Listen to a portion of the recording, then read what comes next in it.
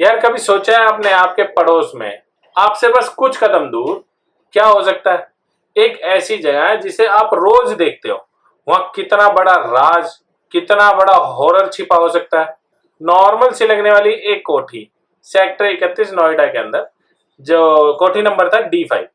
ये सिर्फ एक एड्रेस नहीं है, ये एक ऐसी दास्तान का पता है जिसने 2006 में पूरे देश की रूह को हिला के रख दिया था। एक ऐसी कहानी जिसमें बच्चे भी थे, दरिंदगी भी थी, लापरवाही भी थी, और था एक सिस्टम जो कंप्लीटली फेल हो गया था। नमस्कार दोस्तों, और स्वागत है आपका rare crime cases of the world में। आज हम बात करने जा रहे हैं इंडिया के सबसे नोटोरियस, सबसे चिलिंग केस में से एक की, जो कि है निठारी कांड। और ये वीडियो सिर्फ आपको डराने के लिए नहीं है, ये एक कोशिश है कि उस सच को समझाने की जो अखबारों की हेडलाइन और टीवी की ब्रेकिंग न्यूज के पीछे कहीं खो गया था। हम उस केस की परत दर परत हटाएंगे, तो आप मेरे साथ जुड़े रहिए। This is going to be a long and difficult journey, but it is a very important journey for the future of our country. 29 दिसंबर 2006, नोएडा का निठारी गांव। एक आम सा दिन, एक आम सी जगह, लेकिन उस दिन D5 के पीछे वाले नाले में से जो निकला उसने सब कुछ बदल के रख दिया। इंसान की हड्डियों के टुकड़े निकले, खोपड़ियां निकली, कपड़े, उनके जूते, मतलब कि, और इतनी सारी लाशें मिली जिसका अंदाजा नहीं। ये खबर जो है ये आग की तरह फैल गई। एक ऐसे हॉरर स्टोरी की शुरुआत की जिसके बारे में किसी ने सोचा भी नहीं था। So how did it all started? कहानी शुरू होती है कई महीने पहले। निठारी गांव, जो नोएडा के अमीर सेक्टर के एक साए में बसता है, वहां से एक एक करके बच्चे और यंग वुमन गायब हो रहे थे। एटलीस्ट 19 लोग। सोचो, 19 लोग, 19। और ये सब आम गरीब परिवारों के बच्चे थे। उनके माँ बाप परेशान और थक चुके थे पुलिस स्टेशनों के चक्कर काट काट कर। झंडूलाल, जब्बूलाल, जिसकी 10 साल की बेटी ज्योति गायब थी। रिंपा हलदर, जिसकी 14 साल की बेटी गायब थी। उसके परिवार, उन सबको पुलिस ने क्या बोला? अरे भाग गई होगी किसी के साथ, झूठी इंफॉर्मेशन दे रहे हो। FIR तक लिखने से भी मना कर दिया। ये है सिस्टमैटिक एपैथी और क्लास बयास। इससे बेहतर कोई एग्जाम्पल नहीं मिल सकता इन दो चीजों के लिए। The lives of the poor were simply not important enough. Breakthrough तब आया जब पुलिस ने मिसिंग बच्चों की इन्वेस्टिगेशन की, right? Wrong. The breakthrough came from just one case. एक 26 साल की लड़की पायल, उसका केस था। वेल, यहां मैं पायल की एज कंफर्म नहीं कर पाया हूं, क्योंकि विकिपीडिया पर उसको 20 साल की लड़की लिखा हुआ है, लेकिन जो इंडिया टाइम्स न्यूज़पेपर है ना, उसने उसे 26 साल की लड़की लिखा हुआ है। तो वो मिसिंग हो जाती है, वो लड़की पायल। उसके पिता नंदलाल ने बिल्कुल हार नहीं मानी। उन्होंने कोर्ट से ऑर्डर निकलवाया कि भाई FIR लिखी जाए और इन्वेस्टिगेशन हो। फाइनली पुलिस ने FIR लिखी और इन्वेस्टिगेशन शुरू की। पुलिस ने जब पायल के फोन का IMEI नंबर ट्रेस किया, तो वो आखिरकार पहुंचे कोठी नंबर D5 पे, जो कोठी मोनिंदर सिंह पंधार की थी। ठीक है। और उस कोठी के अंदर एक नौकर भी रहता था जिसका नाम सुरिंदर कोहली था। कोहली से इंट्रोगेशन हुई तो फिर जो हुआ, उसने सबके होश उड़ा दिए। कोहली के कन्फेशन के बाद पुलिस ने 29 दिसंबर को उस घर के जो पास में जो नाला था उसकी खुदाई करनी शुरू की, और नाले से निकलता है लाशों का अंबार। स्कल, बोन्स, कपड़े, चप्पलें। ये पूरा एक हाउस ऑफ हॉरर होता है ना, जैसे मूवियों में दिखलाता है, बिल्कुल वैसा हो गया था। सीन इतना कैओटिक था, इतना अनप्रोफेशनल, कि क्रूशियल एविडेंस जो फॉरेंसिक क्लूज वगैरह थे, वो सब भीड़ में उसी मिट्टी में मिल गए। Investigation was a mess from the day one. एक ऐसा फॉरेंसिक ब्लैक होल क्रिएट हो गया जिससे केस शायद कभी रिकवर ही नहीं कर पाया। तो इस कहानी के सेंट्रल कैरेक्टर कौन थे? अब जो आपके सामने पिक्चर शो हो रही है वो है मोनिंदर सिंह पंधार की, एक एफ्लुएंट बिजनेसमैन है, अर्थ मूविंग मशीनरीज का काम करते हैं, D5 कोठी का मालिक है। जो उनकी फैमिली है, वाइफ और जो उनका सन है, वो चंडीगढ़ में रहते हैं। नोएडा में ये अकेले अय्याशी की लाइफ जीता है। शराब, औरतें, ये सब बिल्कुल आम है। पब्लिक और मीडिया की नजरों में शुरुआत में ही वही एक मास्टर विलन था। और अब जो आपको पिक्चर शो हो रही है, उस पिक्चर में है सुरिंदर कोहली, जो कि पंधार का घरेलू नौकर था, उसी कोठी के अंदर रहता था। वो उत्तराखंड से के अल्मोड़ा से आया एक गरीब आदमी था, क्लास 6 तक पढ़ा था, शाही था और पतला दुबला था। पुलिस इंट्रोगेशन में अचानक से वो ओवरली कॉन्फिडेंट हो गया और उसने कन्फेशन दिया। और जो उसने कन्फेशन दिए वो इतने चिलिंग थे कि पूरे देश का दिल दहल गया। तो प्रोसिक्यूशन की कहानी क्या थी? The story that Shuk a nation, it was build almost entirely on Kohli's confession. अब कोहली ने बताया कि वो कैसे काम करता था, ठीक है। तो कोहली घर के बाहर खड़ा हो जाता था, आस पड़ोस के जो बच्चे स्कूल से छुट्टी वगैरह होती थी वो, या फिर घूमने के लिए निकलते थे वो, उनको टॉफी या चॉकलेट का लालच देके, अगर लेडीज वगैरह निकल रही हैं तो उनको नौकरी का लालच देकर वो अंदर बुला लेता था। बुलाते ही वो अंदर, उनके जैसे ही वो एंटर होती थी, दरवाजा बंद करते ही उनका गला घोट देता था और फिर शुरू होता था असली हॉरर, यानी कि डेड बॉडीज के साथ सेक्सुअल एक्ट, जो कि नेक्रोफिलिया कहलाया जाता है। ये एक टर्म है जिसमें डेड बॉडीज के साथ सेक्सुअल एक्ट जो करता है उसको बोला जाता है। फिर वो जो उन डेड बॉडीज को बाथरूम में लेके जाता था और किचन में के जो चाकू है ना, उससे बॉडी को काटना शुरू करता था। और सबसे अजीब और सबसे डरावना था कैनिबलिज्म, मतलब कि इंसानी मांस को खाना। उसने कन्फेस किया कि उसने मारू, काटू और खाऊ की उर्ज होती थी, मतलब कि उसे एक एक्साइटमेंट सी फील होती थी और पुश मिलता था कि भाई वो मारे किसी को, फिर उसको काटे और फिर खा जाए। फिर उसके बाद होता था, अब भाई बॉडी पूरी तो नहीं खाई जाएगी, बॉडी के बाकी पार्ट्स बच जाएंगे, तो उन बॉडी पार्ट्स को पॉलिथीन में डाल के पैक करके घर के पीछे नाले में फेंक दिया करता था। Can you even imagine this? एक साइकेट्रिस्ट ने जब उसका असेसमेंट, कोहली का असेसमेंट किया, तो उसको नेक्रोफिलिया और नेक्रोफागिया, जो कि act of eating flash of the dead से पीड़ित पाया गया, ठीक है। ही वॉज नॉट साइकोटिक, मतलब कि उसको ऐसी दिमागी बीमारी नहीं थी कि उसे क्या नाम है सजा ना मिले, ठीक है। उसे बस ओवर कंपल्शन होता था मारने के लिए, जो कि एक बहुत खराब सिचुएशन है।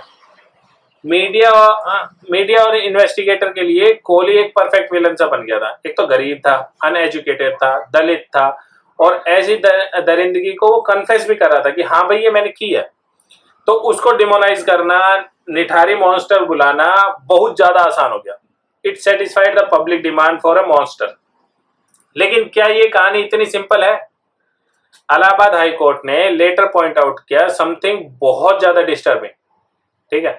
ये कैनिबलिज्म और नेक्रोफिलिया की जो हॉरर स्टोरी है, इस सब ने तो ध्यान खींच लिया, लेकिन एक और पॉसिबिलिटी से ध्यान हटा दिया गया। एक ऐसी थ्योरी जो और भी ज्यादा स्कैरी है, वो है ऑर्गन ट्रैफिकिंग। ऑर्गन ट्रैफिकिंग में ये होता है कि क्या नाम है, ये एक ऑर्गेनाइज्ड क्राइम होता है जिसके अंदर किसी को पकड़ लिया जाता है, उसके ऑर्गन्स निकाल के दूसरे को इलीगल मार्केट के अंदर सेल कर दिया जाता है। सोचो, अचानक से कोहली के जो कैनिबलिज्म वाली स्टोरी है वो आगे आती है और सब ऑर्गन ट्रेड वाली बात को साइडलाइन कर देते हैं। क्यों? क्योंकि ऑर्गन ट्रेड का मतलब है कि एक ऑर्गेनाइज्ड क्राइम नेटवर्क, एक ऐसी इन्वेस्टिगेशन जो बहुत ज्यादा मुश्किल है। एक ऐसे मॉन्स्टर की कहानी उसके कंपैरिजन में बहुत सिंपल थी। एक सिंपल जो अकेला मॉन्स्टर था उसकी कहानी उसके कंपैरिजन में बहुत ज्यादा सिंपल थी और कन्वीनियंट भी थी, ठीक है। This bring us to the investigation itself, a tale of two investigations. पहले आती है नोएडा पुलिस, जिसके लिए ministry of women and child development ने ग्रॉस नेग्लिजेंस वाला वर्ड यूज किया था। उन्होंने पहले तो एफआईआर लिखने से ही मना कर दिया, जिसके कारण क्या नाम है, काफी सारे उनकी बच्चों की और लेडीज की जान बच सकती थी अगर उन्होंने पहले से ही एक्ट किया होता। दूसरा, उन्होंने क्राइम सीन को कॉन्टेमिनेट होने दिया, जिसके कारण ज्यादातर सबूत मिट गए। ठीक है, वो हर स्टेप पे फेल हुए थे। कुछ ऑफिसर तो सस्पेंड भी हुए, डिसमिस भी हुए, पर जो डैमेज था ना वो हो चुका था। फिर आई सीबीआई, जो इंडिया की सबसे बड़ी एजेंसी है क्राइम वगैरह को सॉल्व करने के लिए। और जब से सीबीआई का क्या नाम है, सीआईडी का वो टीवी सीरियल चला है, तब से तो सीबीआई के को सब कुछ मानने लगे। ठीक है, सबको लगा कि भाई अब सच सामने आ जाएगा। सीबीआई ने 16 केसेस में चार्जशीट फाइल की। ठीक है, बट 17 साल बाद इलाहाबाद हाईकोर्ट ने सीबीआई की इन्वेस्टिगेशन को क्या क्या कहा, अ बिट्रेयल ऑफ पब्लिक ट्रस्ट। ये एक बहुत बड़ी स्टेटमेंट थी, पर कोर्ट ने ऐसा कहा क्यों? सीबीआई की सबसे बड़ी, इनफैक्ट सबसे फेटल एरर थी कि उनका सारा का सारा केस टिका हुआ था कोहली के कन्फेशन के ऊपर। Instead of finding solid scientific और फॉरेंसिक एविडेंस, उन्होंने कोहली की कहानी को ही सब कुछ मान लिया। उन्होंने बेसिक चीजें जैसे कि ऑटोप्सी रिपोर्ट तक कोर्ट में टाइम से प्रोड्यूस नहीं की। और ये confession, it was legally weak. Kohli को 60 दिन तक पुलिस कस्टडी में रखा गया और फिर कन्फेशन रिकॉर्ड किया गया। मतलब समझ रहे हो, 60 दिन तक अंदर रखने के बाद कन्फेशन। उसने बाद में टॉर्चर के एलिगेशन भी लगाए। कोहली ने ये कहा कि भाई मुझे टॉर्चर करके और तब ये कन्फेशन लिया गया। हाईकोर्ट ने साफ कहा कि भाई सेक्शन 164 सीआरपीसी के प्रोसीजर जो सेफगार्ड है उसको कंप्लीटली इग्नोर कर दिया गया है। उसको न टाइम पे तो लॉयर प्रोवाइड किया गया, न मेडिकल एग्जाम हुआ जो कि टॉर्चर की कंडीशन वगैरह चेक करता है कि हाँ भाई इसका टॉर्चर तो नहीं हुआ। इंडियन लॉ के हिसाब से ऐसा कन्फेशन इररिलेवेंट है, मतलब कि कोर्ट में एडमिसिबल ही नहीं है। बट इस कन्फेशन का के बेसिस पर आगे जाकर कोहली को बार बार फांसी की सजा सुनाई गई। और ये फांसी की सजा किसने सुनाई? ये सजा सुनाई सीबीआई कोर्ट ने। और सबसे शॉकिंग था ऑर्गन ट्रैफिकिंग के एंगल को कंप्लीटली इग्नोर करना। ये कोई हवाई बात नहीं थी। Ministry of women and child development की एक्सपर्ट कमेटी ने इसकी तरफ इशारा भी किया था। पोस्टमार्टम करने वाले जो चीफ मेडिकल सुप्रिंटेंडेंट थे, उन्होंने भी कहा था कि भाई सभी बॉडियों के जो मिडल पार्ट, मतलब कि टॉर्सो, धड़ जो होता है ना, हाथ पैर हटाने के बाद जो पार्ट बचता है वो वाला गायब है, वो है ही नहीं। और बॉडीज को सर्जिकल प्रिसीजन से काटा गया। मतलब कि एक नौसिखिया नौकर जो कि किचन के चाकू से इतनी साफ तरीके से काट ही नहीं सकता। This was strongly hinted at an organized organ harvesting racket, but CBI ने ये एंगल परस्यू ही नहीं किया। हाई कोर्ट ने कहा कि इन्वेस्टिगेटर ने इजी कोर्स लिया, एक गरीब नौकर को डिमोनाइज कर दिया ताकि कि ऑर्गेनाइज्ड ऑर्गन ट्रेडिंग की सीरियस एस्पेक्ट को इन्वेस्टिगेट ही ना करना पड़े। It is a classic case of finding A convenient villain. अब आते हैं कोर्ट के चक्कर पे। स्पेशल सीबीआई कोर्ट इन गाजियाबाद, यहां पर एक कंसिस्टेंट पैटर्न था।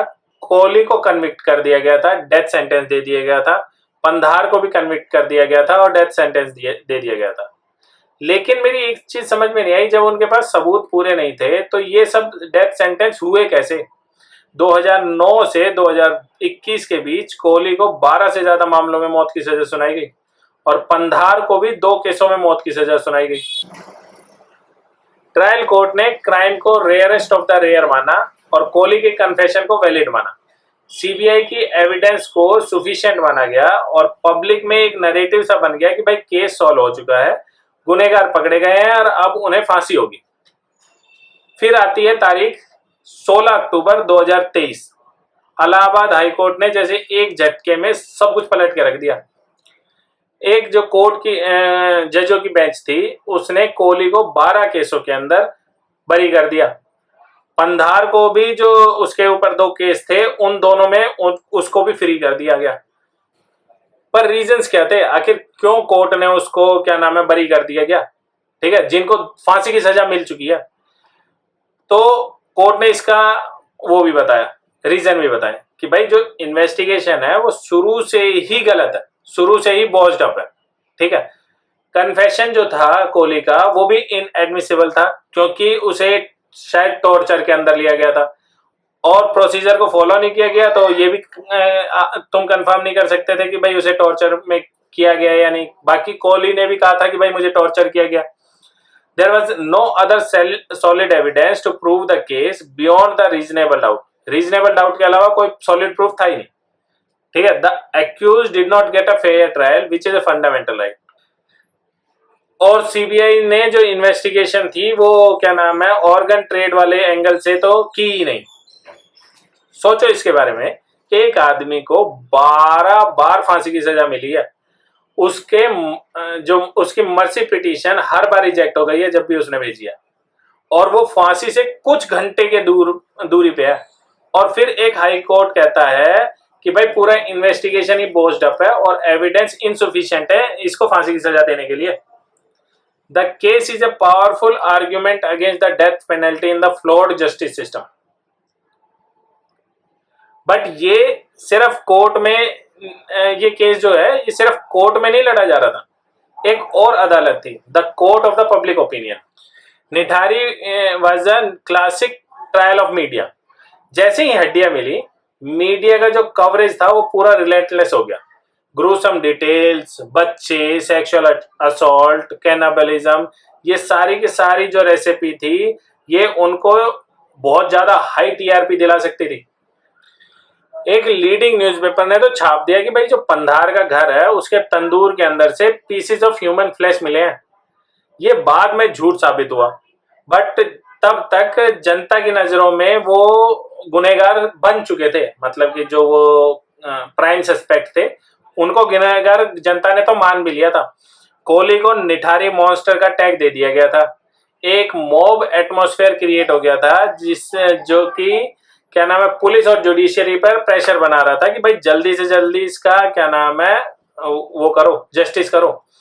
अब और वो भी जस्टिस जो होना चाहिए वो बिल्कुल कठोर होना चाहिए, चाहे उसके लिए ड्यू प्रोसेस कॉम्प्रोमाइज हो जाए। पुलिस भी इसमें पीछे नहीं थी। They leak a simple and sensational story, media उसे एम्पलीफाई करती रही और पब्लिक आउटरीच बढ़ता चला गया, जिससे एक क्विक कन्विक्शन का प्रेशर बनता चला गया। लेकिन मेरी एक चीज समझ नहीं आती, एक तो पुलिस ने बच्चे गायब होने की एफआईआर नहीं लिखी। ये जस्ट स्पेकुलेशन है, इसमें कुछ कंफर्म नहीं है। पुलिस ने एफआईआर नहीं लिखी बच्चों की। जब कोर्ट से ऑर्डर आया तो उन्हें मजबूरी में एफआईआर लिखनी पड़ी और इन्वेस्टिगेशन करना पड़ा। अब फिर जब हड्डियां निकल आई और मैटर बहुत बड़ा हो गया तो उन्होंने क्या नाम है उन्होंने ये ऑर्गन ट्रैफिकिंग वाला एंगल चेक ही नहीं किया, ठीक है ना। और किसी ने अगर उन्हें कहा कि भाई ये वाला क्यों नहीं चेक कर रहे, तो भी उन्होंने इग्नोर मार दिया। कहीं ऐसा तो नहीं है कि इसके अंदर पुलिस का भी कट आता था। मैं जस्ट स्पेकुलेट कर रहा हूं, इसमें कुछ कंफर्म नहीं है, ना कोई ऐसी कोई रिपोर्ट है, ना कोई इन्वेस्टिगेशन हुई है। बट चलो पुलिस का तो मैं मान सकता हूं, लेकिन सीबीआई ने ये कैसे एंगल इग्नोर मार दिया। और इन सब के बीच में एक कॉम्प्लेक्स थ्योरी जैसे कि ऑर्गन ट्रेड थी वो तो पूरी की पूरी दब गई थी भाई, क्योंकि अब पब्लिक प्रेशर था और उन्होंने मान लिया था कि भाई ये जो प्राइम सस्पेक्ट है यही क्रिमिनल है और इनको जस्टिस दो। जस्टिस क्या दो, मार दो, उनका तो यही हिसाब था, ठीक है। ये एक साइकिल की तरह चल रहा था जिसके अंदर की जो सबसे ज्यादा खुश तो ऑर्गन ट्रेड वाले होंगे या फिर जो उनका साथ दे रहे होंगे वो होंगे, क्योंकि आखिरकार ये दोनों बच रहे थे। और अगर क्या नाम है वैसे तो कोहली वगैरह क्या पता, कोहली और वो जो था पंधार क्या पता यही ऑर्गन ट्रेड चलाते हो। तो ये तो पूरा का पूरा इग्नोर मार दिया गया। तो इस पूरे हॉरर का, इस पूरे सिस्टमैटिक फेलियर का कोई पॉजिटिव आउटकम निकला? कोई लेगेसी छोड़ी निठारी कांड ने? हाँ, एक लेगेसी है जो कि निठारी ने इंडिया में जो चाइल्ड प्रोटेक्शन के लॉ थे उसकी कमी बुरी तरह से एक्सपोज कर दिया। उस टाइम पे आईपीसी में फिडोफिलिया जैसे क्राइम के लिए स्पेसिफिक लॉज थे ही नहीं। निठारी ने बाद में निठारी के केस के बाद पब्लिक प्रेशर बना, वो एक बहुत बड़ा फैक्टर बना जिसने पॉस्को एक्ट के लिए जो बेस था ना, POCSO act protection of children from sexual offence act, ठीक है, उसके लिए एक क्या नाम है बेस तैयार कर दिया। ये एक लैंडमार्क जजमेंट था। बट आयरनी इज दिस कि Nithari itself proves that laws are meaningless without proper enforcement. वरना एफआईआर का तो लॉ है ना, लॉ है। अब उन्होंने लॉ, पुलिस वालों ने वो लॉ ही नहीं माना, लॉ को ही उन्होंने कह दिया कि नहीं लिख रहे, जाओ, है, भाग गई होगी। लेकिन ऐसी लेगेसी जो असली इस लेगेसी से अफेक्ट पड़ा सिविल सोसाइटी को, जैसे कि ऑर्गेनाइजेशन थी ना बच्चे बचाओ आंदोलन, जो कि कैलाश सत्यार्थी ने फाउंड किया था। उन्होंने निठारी को एक एग्जाम्पल के बनाकर सुप्रीम कोर्ट में एक पीआईएल फाइल कर दी। उन्होंने कहा कि भाई देश में मिसिंग जो चिल्ड्रंस है उनको लेकर कोई स्टैंडर्ड प्रोसीजर है ही नहीं। और इस पीआईएल का नतीजा क्या निकला? एक लैंडमार्क जजमेंट सुप्रीम कोर्ट ने पास की 2013 में। कोर्ट ने मैंडेटरी कर दिया कि भाई हर मिसिंग चाइल्ड की के जो केस होगा उसकी एफआईआर लिखनी होगी। हर केस को किडनैपिंग या ट्रैफिकिंग मान के इन्वेस्टिगेट किया जाएगा। तुम ये नहीं कह सकते कि हाँ भाई भाग गई होगी, ठीक है, या भाग गया होगा, जो भी। हर स्टेट को एक स्टैंडर्ड ऑपरेटिंग प्रोसीजर बनाना होगा। वो एक रियल और कंक्रीट रिफॉर्म था। ये रिफॉर्म फोर्स किया गया था सिस्टम के ऊपर, लेकिन ये काफी ज्यादा अच्छा था। So where do we stand today? CBI ने हाई कोर्ट के डिसीजन को सुप्रीम कोर्ट में चैलेंज किया है। The final chapter is still pending, मतलब कि केस अभी भी पेंडिंग है, क्योंकि आखिर 16 अक्टूबर 2023 को तो ये अभी हाई कोर्ट का रिजल्ट आया है, जो कि 17 साल बाद का मैटर है। अब सुप्रीम कोर्ट का कब तक आएगा, तब तक सब बूढ़े होके मरा लेंगे। अब इन सब में वो जो 19 परिवार थे उनका क्या? वो एक लिम्बो से में फंस गए हैं, 17 साल से केस लड़ रहे हैं, उनके बच्चे मरे, ये सच है। लेकिन सिस्टम उन्हें ये भी नहीं बता पाया कि भाई उनके बच्चों को किसने मारा और क्यों मारा। हाई कोर्ट ने जो है जो ऑर्डर पास किया उसमें उन्होंने ये नहीं कहा कि कोहली और पंधार भाई इनोसेंट है, ठीक है। उन्होंने, कोर्ट ने कहा है कि भाई जो स्टेट है वो ये प्रूव ही नहीं कर पाई कि भाई इन्होंने क्राइम किया है, जो कि दोनों स्टेटमेंट्स में बहुत ज्यादा डिफरेंस है। अगर कोई ये कह दे कि हाँ भाई ये इनोसेंट है तो मैटर अलग पड़ जाता है। उन्होंने कहा कि भाई इनोसेंट है या नहीं ये हम नहीं बता सकते, हम ये बता रहे हैं कि स्टेट प्रूव ही नहीं कर पा रही कि भाई इन्होंने क्राइम किया, ठीक है। निठारी एक केस नहीं है, ये एक मिरर है, ठीक है। ये एक आईना है जो कि हमारे पुलिस को, हमारी इन्वेस्टिगेशन एजेंसी को, हमारे कोर्ट्स को और हमारी मीडिया को सच दिखलाता है। ये एक मॉन्यूमेंटल फेलियर है इंडियन क्रिमिनल जस्टिस सिस्टम का। इस कहानी में कोई हीरो या विलन नहीं है, सिर्फ विक्टिम्स है और सिस्टम है जिसने उन्हें फेल कर दिया। और final verdict of the Nithari is a verdict on the system itself, and that verdict is a failure. Thanks for watching guys. I know this was heavy but it is important to talk about. अगर आपको India के सबसे disturbing case की ये deep dive analysis पसंद आई हो तो इस वीडियो को लाइक करें, शेयर करें और रेयर क्राइम चैनल्स को सब्सक्राइब करना ना भूलें। उन सभी मासूम जानों को याद करते हुए जिन्होंने निठारी में अपनी जान गंवा दी। दोस्तों ये हमारा बिल्कुल नया चैनल है और आपका हर सब्सक्रिप्शन हमें उम्मीद से भर देता है, तो प्लीज सब्सक्राइब जरूर करें। अगली बार मिलेंगे एक और केस के साथ, तब तक सवाल पूछते रहिए। आखिर अगर हमने सवाल नहीं पूछे तो नेक्स्ट विक्टिम आप हो सकते हैं, मैं हो सकता हूं, या फिर हमारी फैमिली में से कोई मेंबर हो सकता है। आखिरकार we are not the privileged one, we are just common civilians. Good night, sayonara, bye.